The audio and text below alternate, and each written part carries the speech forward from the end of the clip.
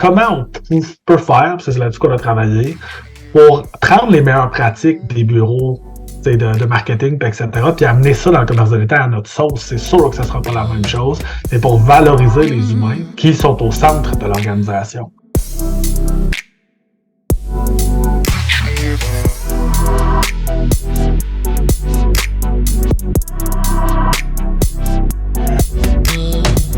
Alors, Frédéric, bienvenue à notre vidéo podcast intitulé Meilleur humain, meilleur monde.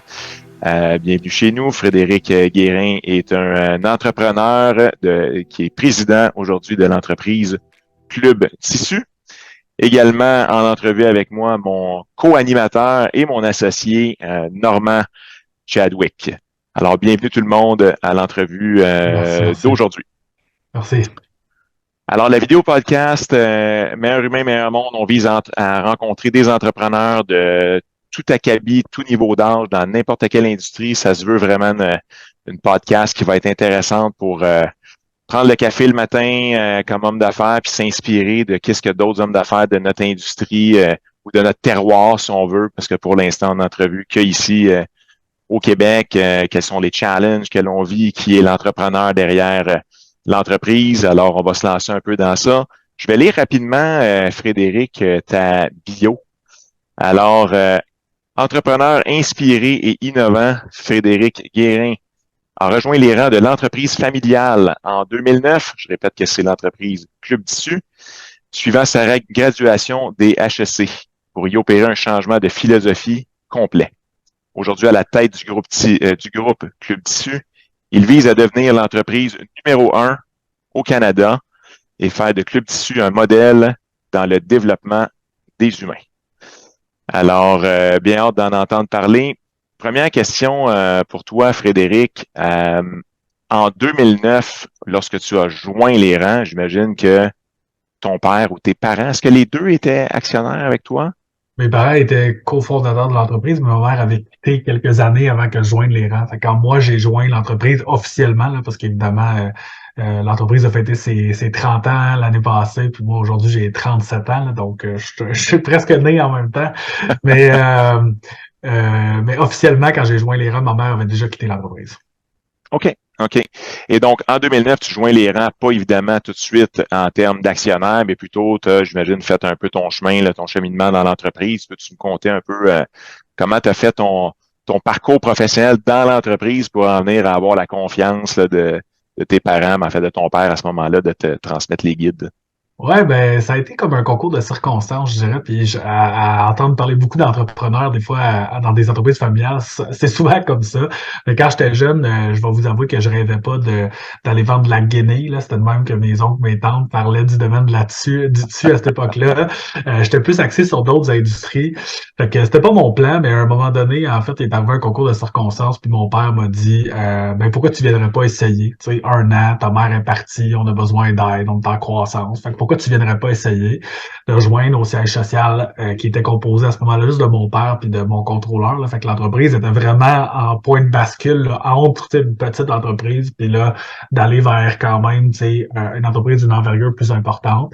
Fait que j'ai dit OK, go, on va faire ça. Puis je suis rentré dans l'entreprise, dans le fond, sans attente particulière, là, vraiment avec l'idée de voir où est-ce qu'il pourrait être ma place. Puis c'est comme ça que ça a commencé. Puis quels ont été tes rôles au début? Ben, tu sais, moi, je suis gradué en marketing, fait que, tu sais, j'avais le côté administration, marketing, j'avais tout le côté aussi informatique, là, parce qu'évidemment, tu sais, c'est une industrie qui est plus conservatrice, on va dire ça comme ça. Fait que quand je suis arrivé, c'était aussi avec l'idée d'apporter de l'innovation. Fait que, au début, ce que je faisais, là, c'était vraiment une tournée des départements pour voir comment on pouvait leur amener de l'innovation, puis comment on pouvait aussi, là, amener l'entreprise dans une autre ère de croissance, mais avec la modernisation que les années 2000 nous apportaient. Là. OK. Et c'est en quelle année que finalement vous avez fait une réelle transaction là, d'actionnariat avec ton père? On a plusieurs entreprises, là, c'est une structure quand même complexe, là, mais ça fait maintenant 2 ans là, que je suis que je suis le seul actionnaire du groupe. Fait que ça a quand même pris presque 15 ans là, avant qu'on fasse le transfert Ouais. complet. Il y a eu le transfert des tâches, après ça, certaines compagnies, on a fait des investissements ensemble. Fait que maintenant, on a devenu des partners dans certains projets. Et là, depuis, je pense, 2 ans maintenant, là, je suis l'unique actionnaire du groupe. Qu'est-ce qui a été les plus gros challenges dans ce transfert-là, autant relationnel que technique que financier? Ça a été quoi les plus gros challenges pour vous autres? Ben, je pense qu'un des défis qui était quand même important quand je suis rentré, c'est qu'il y avait beaucoup des employés qui étaient en place, qui me connaissaient depuis que j'avais 6-7 ans, là. Fait que là, j'étais, tu sais, le fameux fils du boss qui arrive, puis qui sort de l'université avec ses bonnes idées, tu sais, puis qui va se rejoindre dans l'équipe. Fait que, tu sais, les premières années ont été quand même, tu sais, plus, pas challengeant, parce que ça a bien été, mais tu sais, il fallait quand même faire attention pour dire, hey, il faut que je fasse ma place, mais il faut pas que j'arrive avec mes gros sabots non plus, puis je vais tout changer. Tu sais. Fait que je me suis mis beaucoup en mode observation, travailler avec les gens au début, essayer de comprendre c'était quoi la réalité, dire que on allait travailler ensemble pour améliorer des trucs, pour tranquillement prendre ma place, mais ça a quand même été un challenge. Là. Je peux pas vous dire qu'il n'y a pas eu des fois, là, tu sais, avec le temps, des gens qui ont pas aimé les nouvelles idées ou quoi que ce soit, mais généralement, ça s'est super bien passé. Sinon, la relation avec mon père au début était plus conflictuelle. Là, moi, je suis enfant unique en passant, j'ai pas de frère, de sœur. Des fois, ça simplifie les choses quand tu es dans un processus de relève, d'être le seul héritier potentiel de la compagnie aussi. Euh, mais euh, mais c'est ça, quand je suis rentré dans l'entreprise, on avait une relation qui était quand même plus conflictuelle au départ, dans le fond. Puis tout le temps sur des trucs anodins. C'est comme si notre relation du day-to-day était plus difficile. Puis, dans le fond, comment on a réussi à régler ça, c'est qu'après quelques années en place dans l'entreprise, je me suis comme rendu compte que mon père n'était pas à la bonne place dans l'entreprise. Parce que à l'époque, c'était ma mère qui opérait le rôle de directrice générale, mon père celui de bâtisseur. Quand ma mère a quitté, mon père s'est ramassé dans un rôle de PDG qui ressemblait pas du tout. Mon père était un gars de terrain, de développement, de projet. Là, moi, j'arrivais avec des trucs, fait que j'y rajoutais des trucs sur sa liste à faire, puis tu sais, c'était pas un gars de bureau. Fait que je pense que la majorité de nos conflits venaient du fait qu'il n'était pas assis sur la bonne chaise dans l'organisation. Fait qu'à un moment donné, je suis tout simplement arrivé puis je lui ai dit, ben écoute, voici le plan de croissance que j'aimerais qu'on fasse pour l'entreprise. Puis si tu veux, donne-moi les règles, je vais l'opérer. Toi, retourne faire ce que tu aimes dans l'entreprise, tu sais. Puis c'est ça qu'on a fait cette journée-là. Puis nos problèmes se sont en majorité réglés parce que assis sur les bonnes chaises, on avait beaucoup plus de plaisir à faire ça. J'avais pas l'impression de mettre de la pression sur mon père, puis on a travaillé plus en équipe que l'un contre l'autre. Mais le côté relation familiale, ça a quand même été difficile au début. C'est quand même une conversation courageuse là, que tu viens de décrire, Frédéric. C'est comment qu'on se prépare à ce genre de conversation-là? Ça faisait longtemps que j'y réfléchissais, tu sais, puis à un moment donné, je suis juste venu à la conclusion que c'était son entreprise, tu sais, puis que si, mettons, il me disait, ben non, je veux pas que tu prennes la place, ben c'était bien correct, tu sais. Fait qu'il y a comme eu un moment où moi, j'étais en paix avec, ben si je continue dans l'organisation puis je prends la présidence, ben tant mieux. Puis si ça marche pas, ben c'est pas grave, c'est son entreprise, puis je suis bien correct avec sa décision, il a le droit de la garder, tu sais. Puis du moment où je suis venu en paix avec ça, ben d'affronter la conversation, ça a quand même été facile parce que peu importe c'est quoi la conclusion, moi j'allais quand même être bien là-dedans.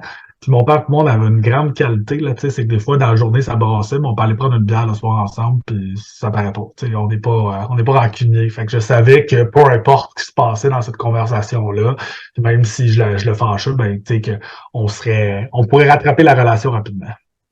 Est-ce qu'il y avait le désir quand même, ton père, de garder l'entreprise pérenne au fil du temps? Ou parce que si toi, tu n'étais pas là, lui, est-ce qu'il y avait un plan B ou Ben, tu sais, là, on parle de ça il y a déjà 15 ans, là. Fait que, ouais. tu sais, c'est sûr que mon père, à ce moment-là, n'avait pas commencé encore à des plans de relève. Pour, pour la petite anecdote, là, moi, je suis dans le textile. Je suis la 4e génération dans le textile, là, pas chez Clim Dessus, mais dans d'autres organisations. Mon grand-père qui avait fondé cette compagnie-là, mon grand-père a pris sa retraite à 90, son frère 101 travaille encore. Fait que on aime ça dire que mon père va travailler toute sa vie. Fait que des plans de relève, je suis pas sûr qu'avant 85, il y aurait eu quelque chose dans le pipeline s'il n'y avait pas eu cette activation-là. Là. Puis on parle depuis tantôt, tu as mentionné la guenille, puis Club Tissu, il y a le mot tissu dans l'entreprise. C'est que ma conjointe est une excellente cliente chez vous, donc je sais ce que vous faites. Yes. En plus, t'es client chez nous, mais Pour ceux qui connaissent pas Club Tissu, peux-tu nous parler un peu de l'entreprise puis qu'est-ce que vous faites au juste? Ouais. Ben, c'est assez simple. On est un grand détaillant de textiles pour faire tous les projets possibles. Là. Fait que de l'abri tempo à réparer la motoneige, à de la décoration à la maison, à faire des costumes d'Halloween, des vêtements, name it, on offre pour les clients toute cette sélection-là. Le grand changement de philosophie qu'on a fait dans les dernières années, c'est qu'à la base, on était un peu comme le Costco du tissu, là, fait que des grands magasins entrepôts, puis on offrait des produits à bas prix. Puis maintenant, on est un peu comme le sel du textile, là, fait qu'on est vraiment rendu un magasin pour les passionnés parce que à l'époque, la génération de ma grand-mère qui faisait de la couture, c'était pour économiser, c'était pour la famille, puis arriver à habiller tout le monde. Maintenant, les gens font ça par plaisir. Fait que c'est le changement de philosophie qu'on a fait durant les dernières années. Fait que dans le fond, grosso modo, on est comme un gros magasin Pinterest pour ceux qui veulent faire du do-it-yourself. Moi, j'ai trouvé intéressant, Frédéric, quand je t'ai demandé les challenges durant la transition, les deux premiers que tu as nommés, c'était des challenges, je vais dire, relationnels. Ou des challenges humains. En tout cas, le premier qui était un peu de te faire accepter, faire ta place au sein de l'équipe en général. Puis le deuxième, relation avec ton père, les conflits, tout ça, qui était bon. Puis en même temps, quand j'ai lu ta bio tantôt, la première affaire qui m'a interpellé, entre autres, c'est il y a deux choses qui m'ont interpellé, mais en tout cas, celle-là aussi, qui était de développer un modèle de développement humain. Ouais. Fait que j'aimerais en entendre parler, d'autant plus que tes deux premiers challenges étaient visiblement humains. Tu as été le bon humain pour les dénouer. Qu'est-ce que l'entreprise doit être ou veut devenir ou veut promouvoir de ce côté-là? Quand moi je suis sorti de l'université, mon rêve c'était de travailler dans la technologie ou dans des agences marketing. Puis là, on connaît ces mondes-là, hein, c'est les gros 5 à 7, les avantages, les bureaux au-dessus des tours dans le centre-ville puis tout. Puis là, moi je me disais là, je m'en vais chez Club Tissu, puis les 5 à 7, ça va être plus du tricot que d'autres choses. Puis là, je me disais, ça va ressembler quoi à l'ambiance, la vie? Qu'est-ce qui est offert à ces gens-là? Puis là, je voyais mes amis avoir des formations, puis plein d'affaires. Puis je me dis, hey, le monde dans le commerce de détail, ils n'ont juste pas accès à ça, puis ça n'a pas de sens. T'sais. Dans les années 2000, là, c'était le client roi qui était comme la devise dans le commerce de détail. Là, fait que ça faisait que les employés étaient tout le temps au 4e rang. T'sais. Fait que je rentre chez Club Tissu, je parle à mon monde, le monde il aime l'entreprise, ils font quasiment partie de la famille, ils aiment leur job, mais ils sont complètement dévalorisés par la société par rapport à leur job. J'entendais souvent des trucs comme j'ai raté ma carrière, des gens qui n'avaient pas beaucoup d'estime par rapport à leur travail. Pourtant, tu lui demandais t'aimes-tu ce que tu fais, puis il était comme j'adore ça. Fait que là, j'étais comme il y a une déconnexion complète dans tout ça. T'sais. Fait que comment on peut faire, c'est là-dessus qu'on a travaillé, pour prendre les meilleures pratiques des bureaux de marketing, etc., puis amener ça dans le commerce de détail à notre sauce. C'est sûr que ça sera pas la même chose, mais pour valoriser les humains qui sont au centre de l'organisation. L'autre facteur, c'est que j'ai déjà travaillé dans des très grandes entreprises, puis être traité comme un numéro, il y a personne qui aime ça. J'ai jamais entendu quelqu'un qui disait, moi, dans un numéro dans une compagnie, j'aime ça. Fait que j'avais cette petite expérience-là de dire que nous, chez Club Tissu, on ne traitera pas nos gens comme ça. T'sais. Puis quand tu regardes, moi j'ai lu beaucoup de livres là-dessus, j'ai assisté à des conférences partout dans le monde sur le bonheur au travail. Et je pense que l'équation, c'est est-ce que les employés arrivent à contribuer, oui ou non? Parce que je pense que ce qui fait en sorte que les gens aiment leur travail, aiment aller au travail, c'est évidemment, il faut qu'il y ait des conditions de travail de base qui font du sens. Après ça, il faut évidemment qu'il y ait des valeurs qui soient respectées là, par rapport au respect, etc. Mais là, une fois que tu as ça, c'est est-ce que je suis capable de contribuer? Puis si oui, est-ce que quand j'arrive à la maison, je suis fier de ma journée? Puis si tu réussis à faire ça, ben c'est là que ça se déclenche. Fait que c'est ce qu'on a fait. Fait que quand on parle de modèle de développement humain, c'est ça. Donner accès à des employés à une académie de développement personnel, développement aussi au niveau du travail, essayer d'implanter des idées d'entreprise décentralisées ou responsabilisées ou autonomes, etc. Il y a plein de mots pour ça, pour que les employés aient plus de responsabilités possible, pour qu'ils puissent contribuer le plus possible. Fait que c'est plein de petites actions comme ça qui nous ont amené vers un modèle dans le développement humain. Tu dis que vous avez, tu as mentionné le mot académie de développement personnel. Ouais. Ça m'a interpellé, ça aussi. Qu'est-ce que c'est? Ben encore une fois, moi, j'ai fait des programmes de développement personnel puis plein de trucs vraiment le fun, tu sais, comme PDG d'entreprise, on a accès à ces affaires-là. Puis je voyais autour de moi comment ça change la vie des gens d'accéder à ce calibre de formation-là, puis etc. Puis encore une fois, je me disais, ben, pourquoi la personne qui travaille dans le commerce de terre n'aura jamais accès à ça? Tu sais, on forme nos dirigeants, mais on forme pas les employés. Puis moi, je me dis, si on peut avoir un impact sur la vie de nos employés, ce serait de faire ça. Fait qu'on a développé notre académie à l'interne. Dans le fond, on travaille avec toutes sortes de formateurs. Il y a des formations qui sont données à l'interne. Puis on assit les gens en classe pendant une journée de temps où on les forme sur apprendre à se connaître, le développement de la personnalité, la communication, les finances personnelles. Tous des trucs qui n'ont pas rapport avec l'entreprise. Dans ces formations, on parle jamais de l'entreprise. Évidemment, ces formations-là s'appliquent au travail, à la maison, partout, là, parce que quand tu apprends à quelqu'un à bien gérer son stress, ça marche partout, mais c'est ça. L'idée, c'était d'offrir ça aux employés. Fait que pour y arriver, il fallait qu'on le fasse à notre sauce, il fallait qu'on se bâtisse quelque chose à l'interne, parce qu'évidemment, on n'avait pas le budget pour dire bon, on va envoyer tout le monde dans les meilleurs programmes qui s'offrent au Québec. Là. Puis ton taux de participation, comment ça s'est traduit en participation, puis en résultat aussi, c'était quoi l'impact pour vous chez Club Tissu?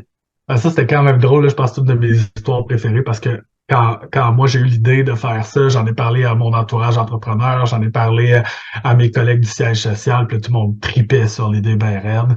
Puis là, on a annoncé ça aux employés, là, puis s'il y avait pu avoir un bruit de criquet, là, ça aurait été, là, ça aurait été ça, là. Puis là, genre, il y en a une qui dit, c'est quoi, tu veux nous manipuler pour monter nos salaires? Puis là, j'ai genre, oh, tabarnouche, ok. Genre, tu sais, c'est là que des fois, je vois on peut voler haut, des fois, dans nos idées, tout ça, tu sais. Fait que le running gag, c'est que ça a vraiment mal parti, mais finalement, le monde a vraiment embarqué puis trippé. Puis ce que j'ai fait, c'est tout le temps la même chose. On s'est assis avec le monde, on leur a expliqué c'était quoi, on leur a fait poser des questions. Il y a des premières cohortes qui sont parties, le monde a trippé. À cette époque-là, on avait un employé de 86 ans qui travaillait pour nous. Puis elle est sortie de l'académie, puis elle disait, moi, je vais faire ça, je vais faire ça. Fait que là, elle a comme kickstarté tout le monde, puis je pense que notre taux de participation est proche de 100% là, maintenant. Les gens ont hâte aux prochaines, ils nous demandent quand ça va arriver. Ça a créé quelque chose au niveau de la culture, tu sais, qui est vraiment super intéressant.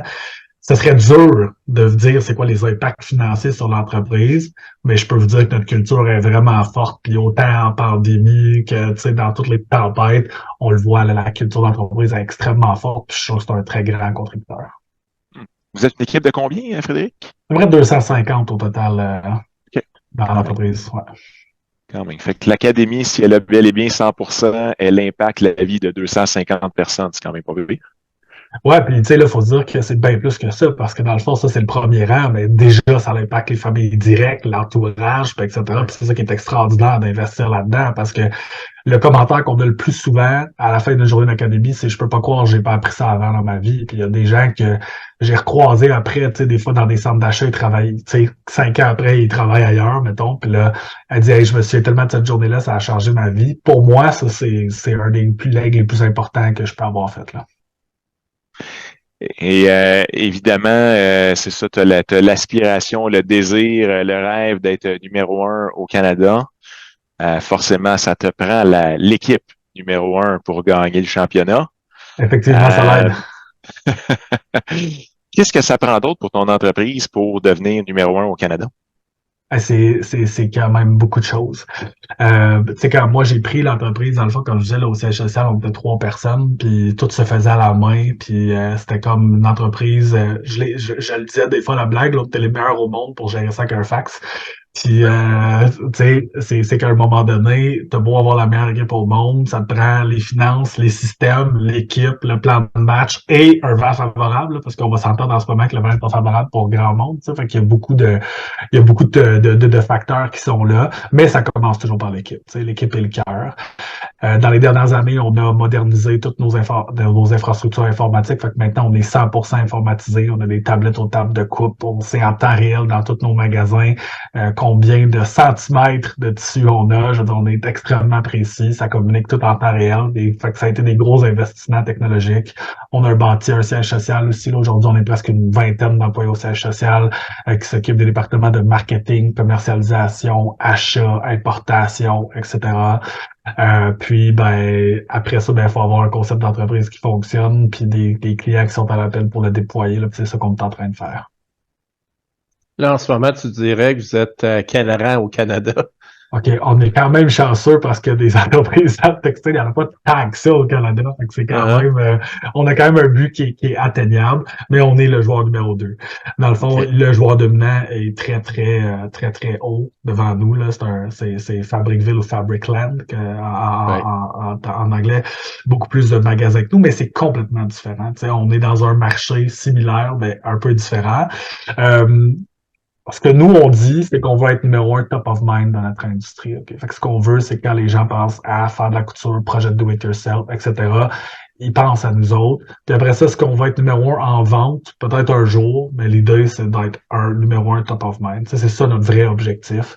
Parce que notre objectif, c'est pas d'ouvrir 75 succursales au Canada. C'est plus de faire de l'expansion par le web. Oui, d'ouvrir d'autres succursales, mais on veut pas nécessairement être celui qui fait le plus de volume d'affaires, mais celui qui ferait top of mind dans notre industrie. La pandémie a transformé votre entreprise, l'a accéléré autant au niveau de l'organisation que des employés, parce que c'est clair là, avec ce que tu viens de nous dire, vous êtes très, très sensible aux employés et à leur famille. Ouais. Comment la pandémie est venue mettre son grain de sel là-dedans? C'est vraiment spécial parce que je pense qu'encore aujourd'hui, on vit dans une situation qu'on pourrait dire qui a été causée par la pandémie. Là. Je pense qu'avec le recul, on pourrait dire que on a mis notre entreprise dans un bocal puis on la shake depuis 3 ans. Là, c'est à peu près ça qui s'est passé. Pour nous, ça a été une explosion monstre des ventes au tout début de la pandémie. Et je me souviens, là, j'ai fait un meeting avec toute mon équipe quand on m'a annoncé qu'on fermait les magasins. On savait pas trop si on pouvait continuer de faire des ventes en ligne ou pas. Fait que là, je fais un meeting avec mon équipe rapprochée. Puis la première personne à qui je parle, elle pleure. Et comme je peux pas croire qu'on est ici aujourd'hui, c'est dangereux pour nos vies. Là, on décide de continuer à faire des ventes en ligne. Puis là, je leur dis, OK, si on fait 5 000 de ventes par jour en ligne, on va réussir à payer nos affaires un peu partout, puis on devrait y arriver. Puis on a dépassé pendant la pandémie plus que 100 000 de ventes par jour pendant un petit bout de temps. Là. Ça avait complètement aucun sens. On était vraiment pas prêt pour ça. Quand on a réouvert les magasins, il y avait jusqu'à 5 heures d'attente pour rentrer dans un club tissu parce que les gens, ils voulaient faire des masques. On a vécu une tempête avec une rupture complète dans toute notre infrastructure de distribution parce qu'il y a eu une pénurie mondiale d'élastique et de tissu à un moment donné, ça n'avait aucun sens. Avec la moitié de nos équipes, parce que presque tout le monde qui travaille chez Club Tissu, c'est une jeune maman ou une grand-maman. Puis les grands-mamans, je ne sais pas si vous en souvenez, mais en haut de 65 ans, ils n'avaient pas le droit de travailler. Ils n'avaient pas le droit de sortir de chez eux pendant un petit bout de temps. Puis les jeunes mamans étaient avec les enfants parce que les enfants n'étaient pas à l'école. Fait qu'on avait genre un tiers de notre équipe. On roulait en plus que 2 fois le chiffre d'affaires. Fait que ça a été la première tempête. Après ça, réouvre les magasins, ferme les magasins, réouvre. Fait que ça a été quand même le bordel pendant un bon bout de temps. Et là, du jour au lendemain, le gouvernement Legault a dit, OK, les masques en tissu, c'est plus bon, ça vous prend des masques en papier. Fait que toute notre affluence est en partie d'une shot. Mais nous, on avait fait des achats en conséquence de ça aussi. Hein. Fait que, à un moment donné, c'est la roue. Ça a pris du temps à tout implanter. Puis là, ben, en ce moment, je pense qu'on est un peu dans un creux de vague parce que j'ai l'impression que sur 5 ans, on va avoir fait le même chiffre d'affaires, mais on va l'avoir fait en montagne russe parce qu'évidemment, tous ceux qui ont beaucoup consommé pendant la pandémie, on a beaucoup de rideaux, puis beaucoup de projets pour des types d'extérieur, puis les gens investissaient massivement dans leurs loisirs, puis dans leur maison. J'ai l'impression qu'en ce moment, on est comme dans un creux de vague qui fait que on est en train de rattraper ça. Fait que c'est spécial, vraiment spécial de vivre l'abondance puis de la décroissance dans le même 3 ans quand ça faisait quasiment 15 ans avant qu'on était sur une forte croissance, là, ce qui était quand même assez linéaire. Fait que c'était une belle tempête. T'es le leader de cette gang-là. Excuse, Tristan, juste Vas-y. terminé, tu peux T'es le leader de cette gang-là. Toi, les gens te regardent et ils se tournent toujours vers le phare là, quand il arrive un événement comme ça. Puis, Ouais. t'as une vision qui est claire, t'as un plan qui est clair. Si cette pandémie-là arrive, comment on fait pour s'ajuster, se réinventer, se tourner de bord sur Edison, comme on dit, puis continuer de garder le cap malgré tout ça? Y a-tu eu un événement qui t'a aidé à passer à travers ou qui t'a permis de trouver ton chemin à travers tout ça? Ben, ce que je dirais, là, c'est que notre gang, tu sais, elle a tellement embarqué avec nous tout le monde a tellement fait de sacrifices dans cette période-là. Tu sais, j'avais des jeunes sièges sociaux qui faisaient des commandes au service à la clientèle, puis tout le monde a fait d'autres choses. Fait que l'investissement en culture d'entreprise qu'on a fait avant, ça nous a tellement rapporté parce que j'étais pas tout seul au combat. Tu sais, je rentrais à la job, puis pendant qu'on faisait des commandes web puis que tout était fermé, c'était vraiment spécial de se ramasser une cinquantaine de personnes dans le même, tu sais, entrepôt à faire des commandes web. Mais le monde mettait de la musique, ça dansait, ça avait du fun. Les gens apportaient des cupcakes, l'autre disait non, on peut pas partager. Puis là, tu sais, le monde avait le goût d'être là, puis avait du fun à être là. Fait que moi, ça m'a encouragé beaucoup, puis je me dis, ben, let's go, tu sais, tant qu'on est une équipe, là, faire ça tout seul, j'aurais jamais été capable, tu sais. Fait que les gens ont juste relevé leurs manches, puis ils ont avancé, puis c'est ce que je vois de mon équipe encore aujourd'hui, tu sais. Après l'abondance, ben là, c'est plus difficile, ben les gens s'enlèvent les manches, puis mais juste d'une façon différente. Fait que c'est l'investissement dans la culture qui a payé très, très fort. J'allais reparler justement encore je suis encore dans toute la question de ton programme avec l'Académie de Oui. développement personnel. Puis toi-même, tu parlais que tu avais fait beaucoup de développement personnel au cours des années.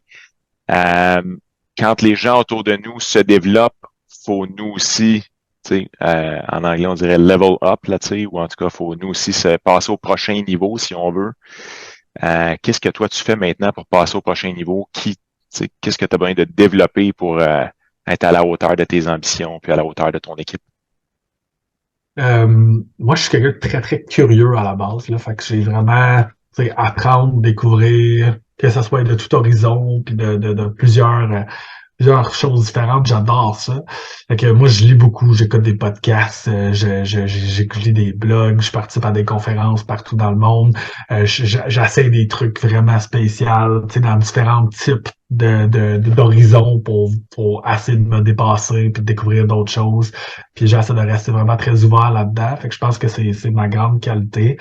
Il arrive un moment où tu te dis, ouais, ben là, c'est tout le temps leveler up, ça va être comme une pression additionnelle que tu te mets, là, tu sais, puis on peut-tu juste comme être bien comme ça? Fait que, tu sais, il y a un moment, je pense, où notre équipe, on arrive à quelque chose comme, OK, on est parfait comme on est, mais on a encore le goût de découvrir, puis on découvre d'autres choses, puis on se transforme, tu sais. Fait que c'est un peu sur le chemin qu'on est en ce moment, ma gang, puis moi-même aussi, là, c'est un peu la même chose.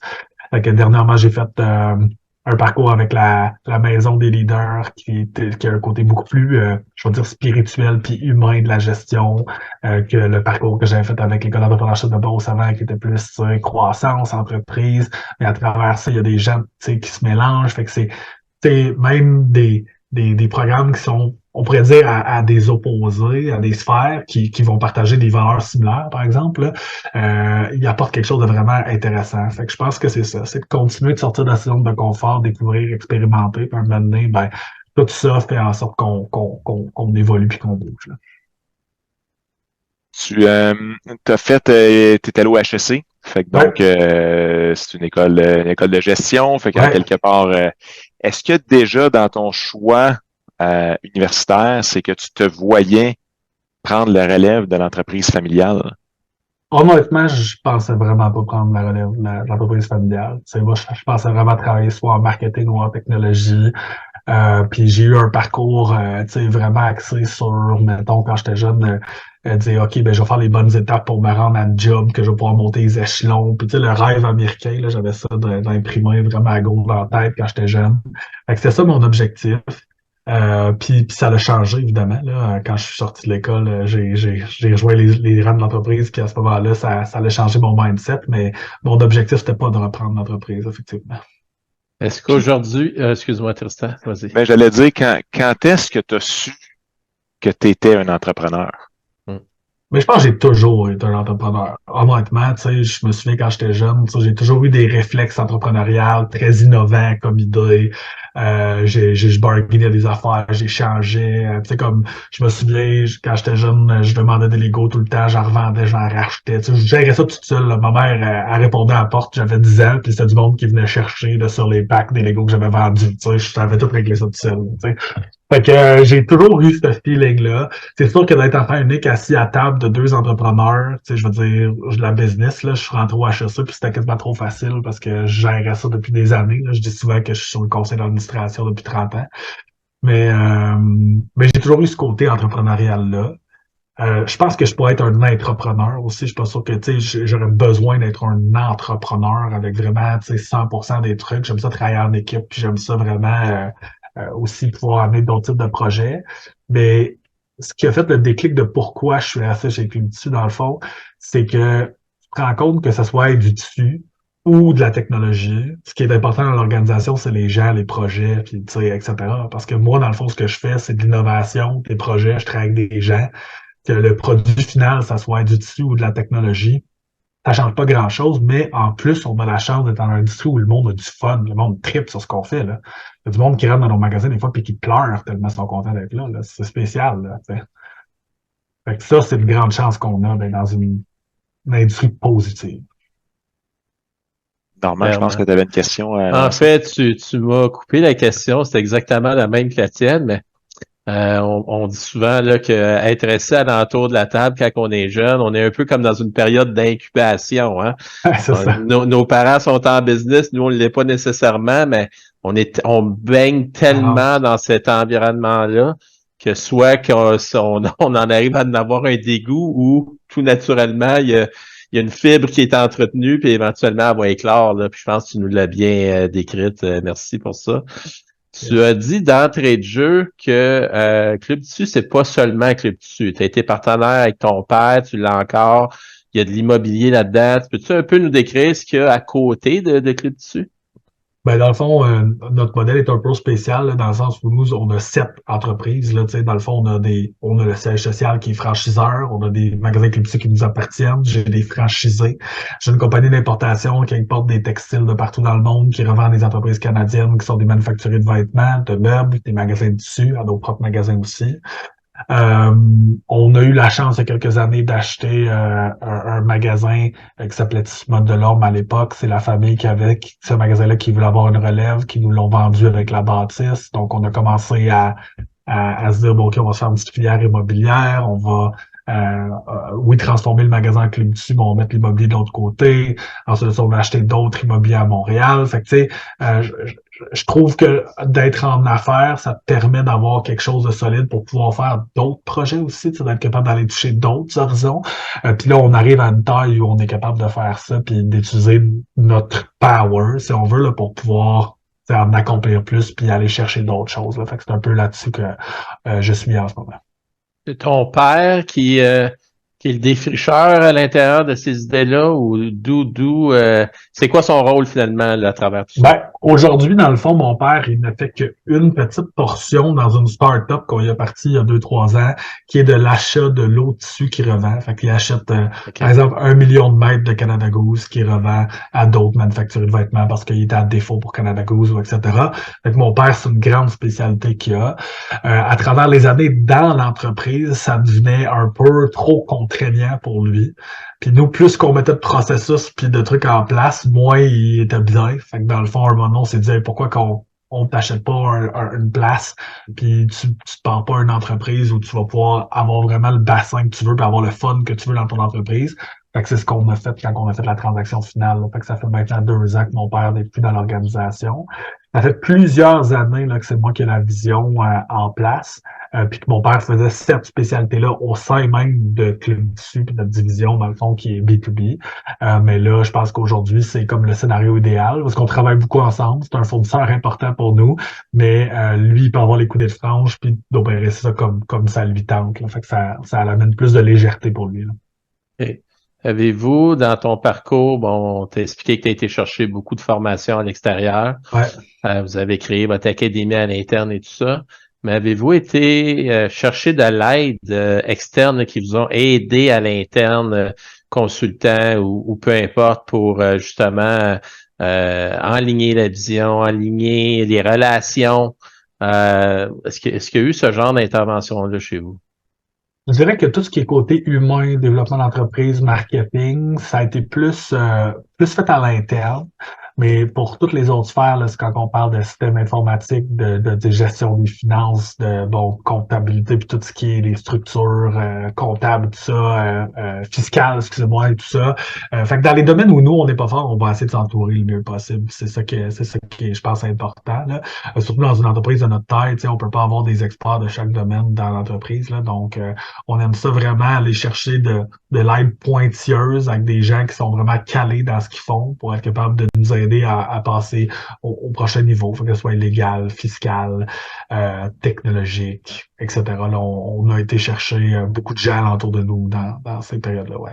C'était la vieille garde, autrement dit, ce qui initiait du côté de ton père, ou c'est toi qui as développé des nouvelles relations? Comment ça s'est passé de ce côté-là? Ben, c'est un peu les deux. Dans le fond, je pense que, tu sais, mon père m'a présenté à beaucoup de gens qui nous ont donné un bon coup de main. J'aime bien le mélange des deux. Tu sais, je pense que des fois, quand on arrive dans une entreprise trop jeune, on oublie peut-être que le passé a quand même une belle valeur, puis que tu sais, il y a beaucoup, beaucoup de knowledge qui est là-dedans, même si peut-être ce groupe-là ne représente pas le futur. Tu sais. Fait que je pense que peut-être par la force des choses, on a toujours mélangé de la jeunesse puis de l'expérience dans l'entreprise, puis ça s'est super bien passé. Fait que je pense que je valorise ça beaucoup. Mais un peu des deux, je pense. Ce que j'aime dire, c'est qu'à l'entour de la table, tu dois avoir des gens de différents horizons avec des pensées différentes qui sont capables de challenger de façon différente aussi, là. Oui. Frédéric, toujours dans le processus de relève, tu sais, tu as parlé de, tu as quand même pris le temps de transmission du savoir, si on veut. Vous avez géré les enjeux humains qui viennent avec. Le troisième gros morceau qu'on entend toujours dans les relèves, c'est ce que moi j'aime appeler les aspects, disons, techniques. Le financier, le fiscal, les différents produits que vous avez dû mettre ensemble, le juridique, un peu toutes ces choses-là. Peux-tu nous parler un peu de qu'est-ce que vous avez mis en place puis comment que ça s'est passé, cet aspect-là, là, entre vous? Ben, ça faisait plusieurs années qu'on en parlait là, du côté, comme tu parles, fiscal, légal, puis etc., de voir ce serait quoi la meilleure formule pour le faire. Et ce qu'on a fait, c'est qu'on a fait un gel successorial. Fait qu'on a fait comme c'est la transaction de cette façon-là.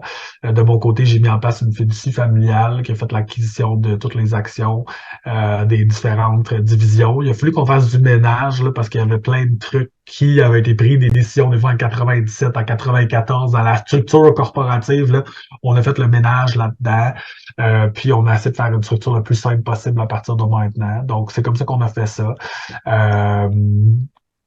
Ça répondait à ta question? C'était pas mal là que tu t'en allais ou Tout à fait, tout à fait. En fait, ça répond à une partie, à tout le moins. Puis évidemment, c'est des choses très confidentielles. Tu as juste à ne pas les répondre, mais évidemment, tu tombes un peu dans notre expertise, fait que ça stimule, oui, ça stimule des passions à l'interne ici.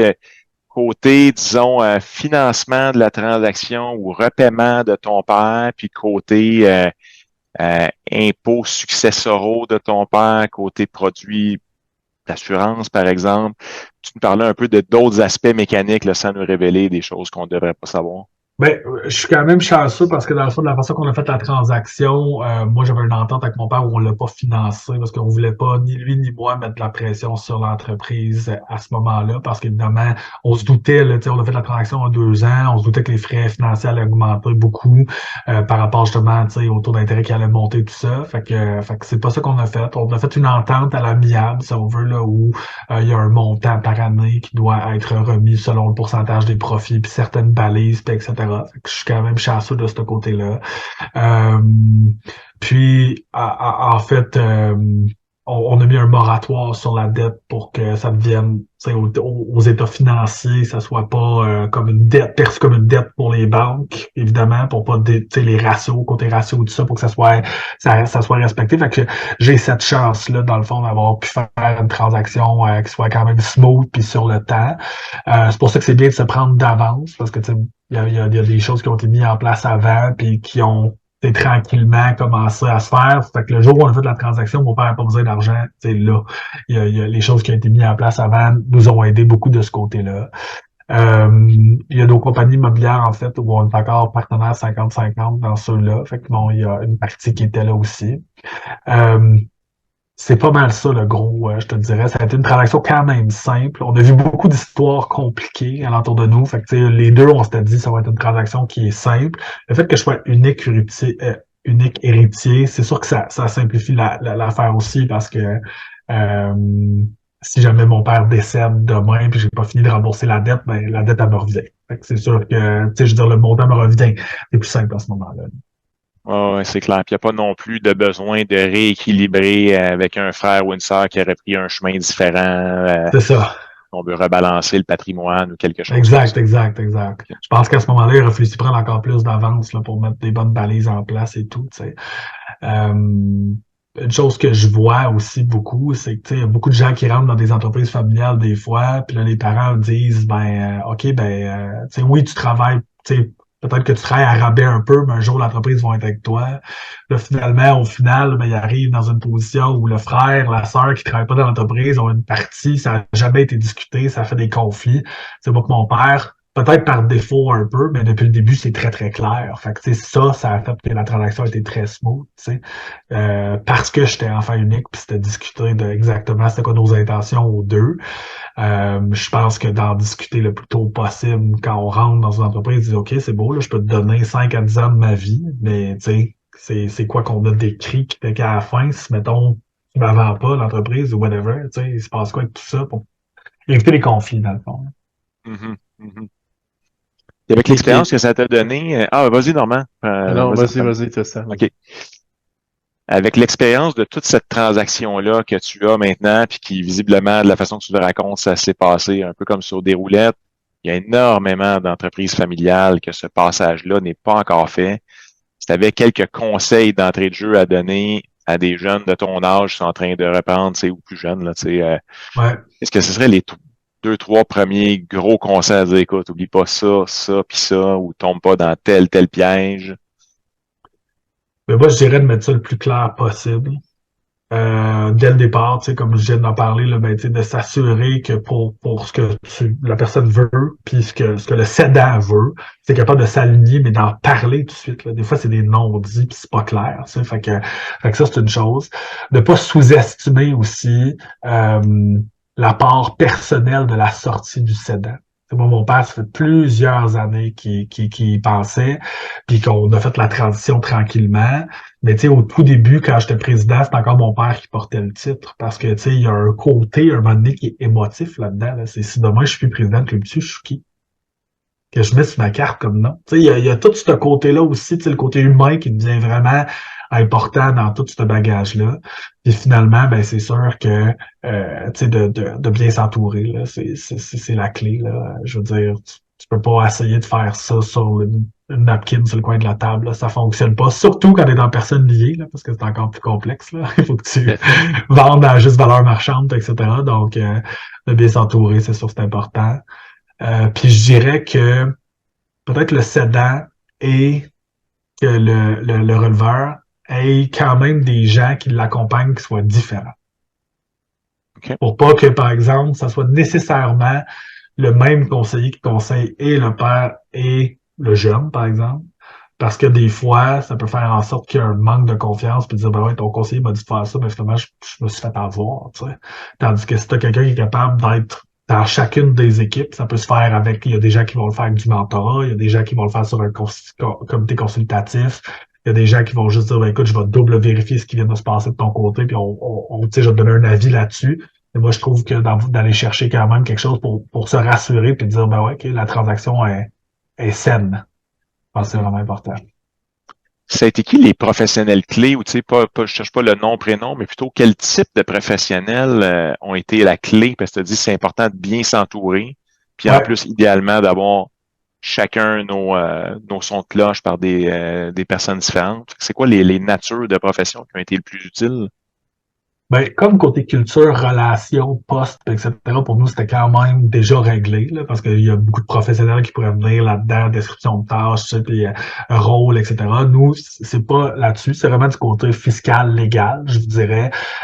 Tout ce qui pourrait être financement aussi, là, qu'on c'est bien entouré, là, tu sais, fait que votre équipe, l'équipe chez Raymond Chabot, donc, dans le fond, tu sais, notre duo, l'équipe aussi de légal après ça, qui ont travaillé main dans la main ensemble pour que la transaction se fasse bien, là, tu sais, qui parlaient le même langage, puis qui ont travaillé ensemble pour que ça se fasse, là. OK. Quand on regarde l'agenda typique d'un entrepreneur ou propriétaire d'entreprise, chef d'entreprise, donnons-lui le titre qu'on veut bien. Toujours très occupé, toujours en train de penser aux autres, souvent pense peu à lui ou à elle. Comment tu fais pour garder un équilibre dans ta vie? Où tu trouves ton inspiration? Tu disais que tu lis beaucoup, tu écoutes beaucoup de podcasts aussi. Mais première question, l'équilibre, comment tu fais pour la maintenir dans ta vie? Peut-être après nous parler d'un auteur ou d'un livre que tu lis en ce moment qui est inspirant. Là. OK.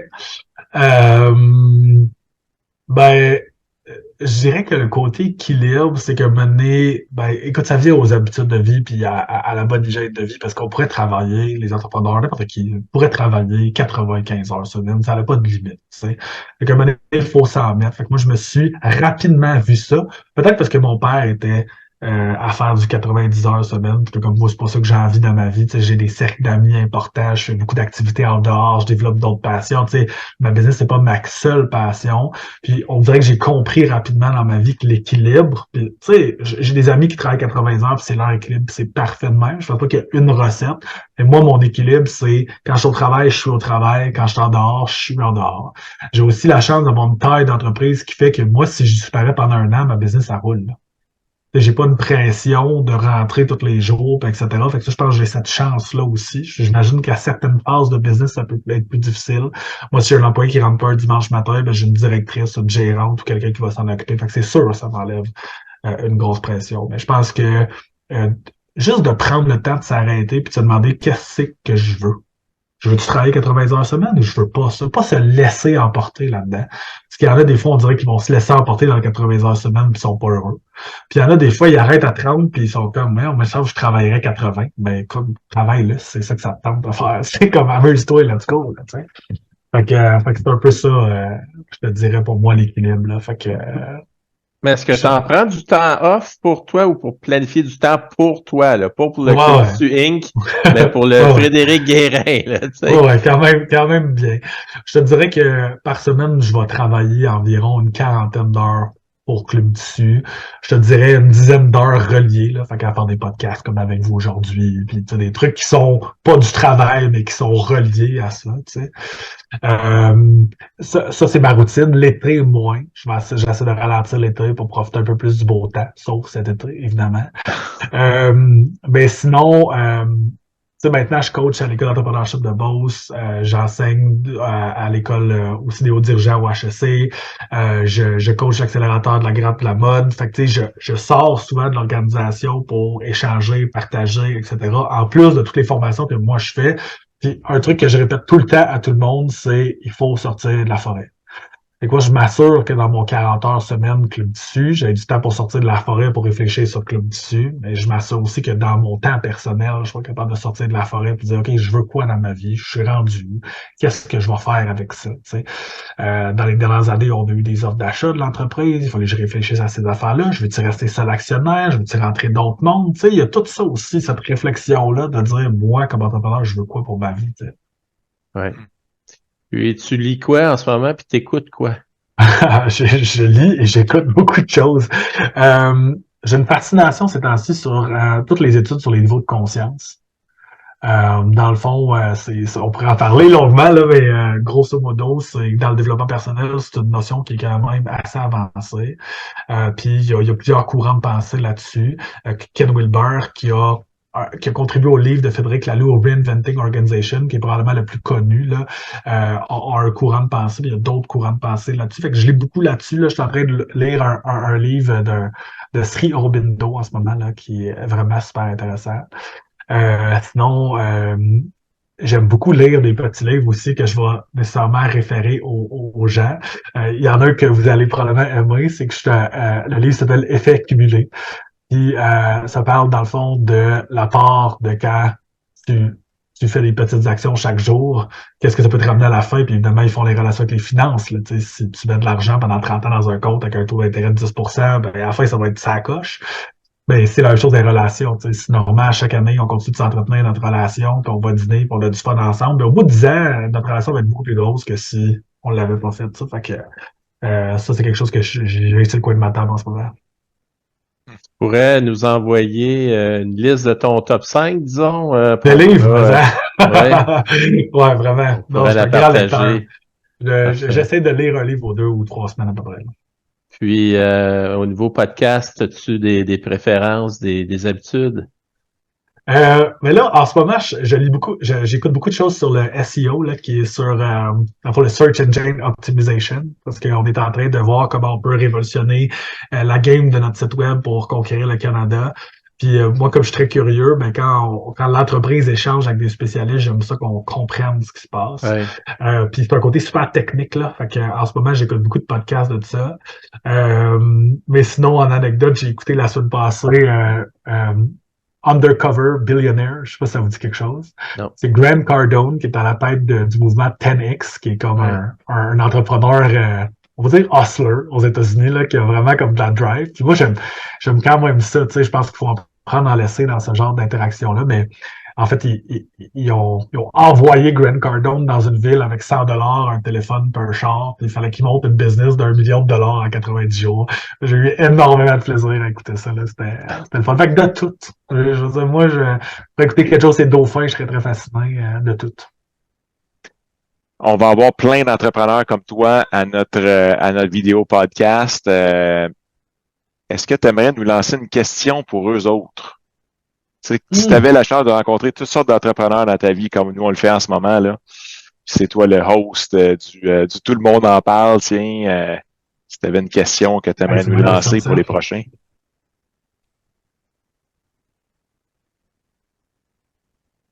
Je pense que ce serait c'est quoi leur héritage? C'est quoi le legacy qu'on dit en anglais, là? Ouais. Leur empreinte sociale. Ouais, c'est ça. C'est quoi qu'ils veulent laisser derrière? Ou c'est quoi, tu sais? Qu'est-ce qu'ils voudraient que soit écrit sur leur pierre tombale? Là? Je sais pas trop comment dire ça, là. Qu'est-ce que tu aimerais qu'il soit assis sur la tienne? Oh, ça se vient contre moi.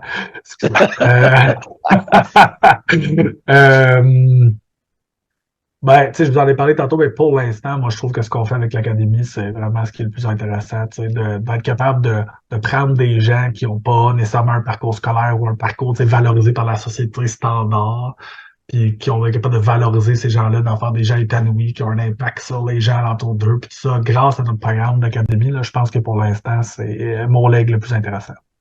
Tu mentionnais toi-même tantôt, tu sais, que c'est bon de prendre de te sortir de ta forêt business, te poser une question, de te sortir de ta forêt personnelle, te poser une question. Peut-être que la question que tu viens de lancer pour le vidéo podcast peut être ta prochaine question de réflexion dans ces moments-là pour toi. Ouais, non, définitivement. Normand, t'allais dire? Écoute, j'allais dire, je l'ai déjà dit souvent à Frédéric, mais tu disais tout à l'heure que vous êtes dans une industrie du bonheur, puis je peux te le confirmer. J'ai une conjointe qui elle s'amuse toujours à me dire, ben là, je vais te tromper, là, je m'en vais chez Club Tissu. Et puis, c'est ça. C'est son heure de jouissance ou son heure de bonheur total. Puis, chez nous, ça a commencé avec une machine à coudre, puis des cours chez vous. Puis, on est rendu maintenant avec 3 machines à coudre, une surjeteuse, une piqueuse, puis des projets plein les tiroirs, puis plein les garde-robes. Donc, merci de cette présence-là dans nos vies, puis j'espère que tu vas pouvoir continuer d'en influencer beaucoup au fil des années. Merci, Normand, c'est très gentil. Super. Ben écoutez, on arrive, je pense que c'était un bon moment pour arriver précisément à la fin du moment qu'on s'était planifié ensemble. Frédéric, ça a été vraiment super de t'entendre. Pour moi, en tout cas, ce que je vais retenir, c'est tout l'aspect humain là, que tu amènes dans ton entreprise. Moi, c'est ça qui a vraiment transcendé. Je souhaite à toutes les familles en affaires de réussir une transition tout en douceur et en bonheur, comme vous semblez l'avoir si bien réussi là, dans votre famille. Félicitations pour ça. Merci. Alors, et surtout, ben merci de ton précieux temps. On sait que le temps est une ressource vraiment limitée, une des seules qui est identique pour tout le monde. Fait que merci d'avoir pris ce temps-là avec nous. Là. C'est grandement apprécié. Ça fait plaisir. Merci de l'invitation, Normand. Merci, Frédéric. Enchanté.